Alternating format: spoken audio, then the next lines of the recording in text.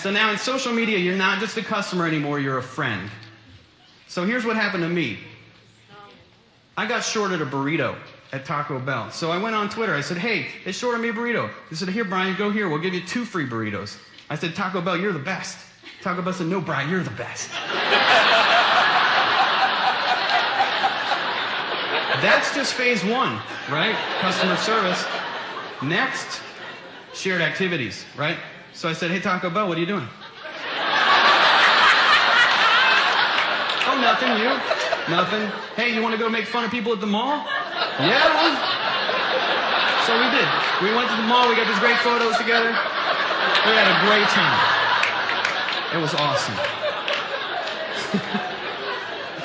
So Geico is a great example, although they don't do digital marketing with this. This is TV ads. But us digital marketers, we're always running a ton of different ads, and we're tracking which ones work, and we stop running the ones that don't work, right? We'll keep the ones that do work, that get profits, right? But what are they doing? I think what they're doing is, not everybody likes the pig, not everybody likes the gecko, not everybody likes the caveman, but every time they create a new ad, they have a new chance to connect to a customer who didn't connect to one of their other creatives. So the more ideas you create, the more customers you can connect to emotionally.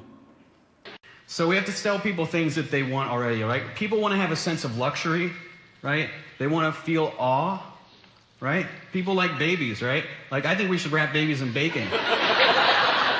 That's 2 awesome things at once. It's my $1 million idea. Okay. And what goes well with babies wrapped in bacon, Baby Swift? I don't know. All right, people want to feel a sense of connection. They want to feel like they belong, right? They want to have fun. They want to put on a straw hat and carry around a woman wearing an 80s swimsuit, right? Don't you? I do. I do it right now. I guess there's not one around. All right.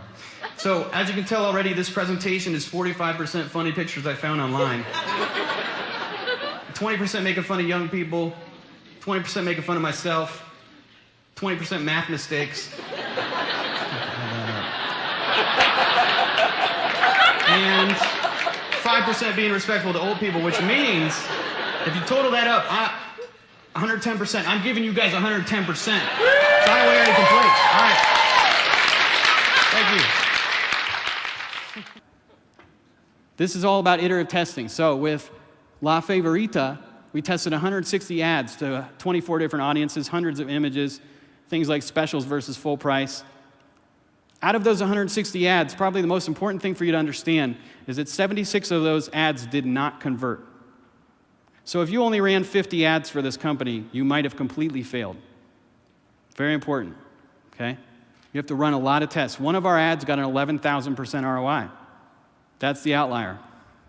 Okay, so how do you integrate customer service now? It's on multiple channels, right? Like you've got a call center, you've got Facebook, you've got Twitter. It's all just like fragmented. So how do we bring it together? Well, I'll tell you how. And I look for a precedent out there. Is there something we can use to bring this all together? There is. It's turducken. Okay?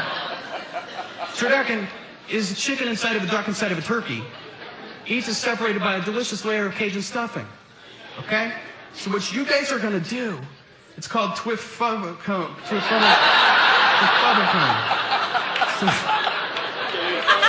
It's a Facebook inside of a Twitter inside of a phone. Each separated by a delicious layer of Cajun stuffing. Right? Problem solved. Thank you very much. I looked at what they were doing and I said, listen guys, you sell bacon. And you're not talking about bacon. I don't even sell bacon. And as you guys know, I talk about bacon all the time.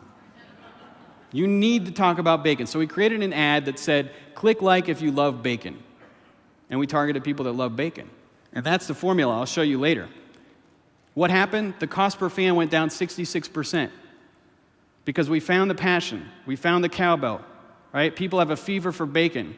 And Facebook rewards you for finding people's passion. They reward you financially. So we got 3 times as many fans for the same budget. Okay, this is my dad and my sister, 3 months pregnant, and me photobombing them. I want to show you my dad before I tell you this story. I was talking to my dad on the phone, and I was telling him some of my jokes, and he wasn't laughing.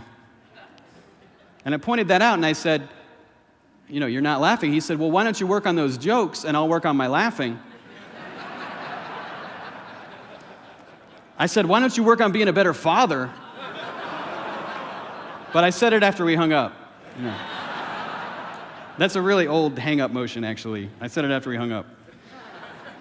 So then we're hanging out with my grandma, who's 103 years old, still lives on her own. She's pretty amazing. And we told her that story. My dad is there too, and I told her the story, and I told my grandma, I said, but people really do laugh at my jokes. And she turned to me and she said, people do stupid things. You're like, thanks, Grandma. Thanks. So it's hard to stand out with the people you grew up with. They're like, we changed your diapers, we're not impressed, you know? Right? But you need to stand out, your business needs to stand out, your products need to stand out. How do you do that, right? I think Apple knows this better than anybody, right? Their two best ads ever are the 1984 ad and the PC versus Mac ad, where they've convinced us that PC users are boring automatons and Mac users are creative geniuses. Now, are Apple's actually objectively better than other competitors? Okay, wait. Now, of those of you who said yes, how many of you own Apple products? Okay, that could be rationalization. I've looked at some side-by-side tests, and it doesn't always come out ahead. So let me explain before you kill me.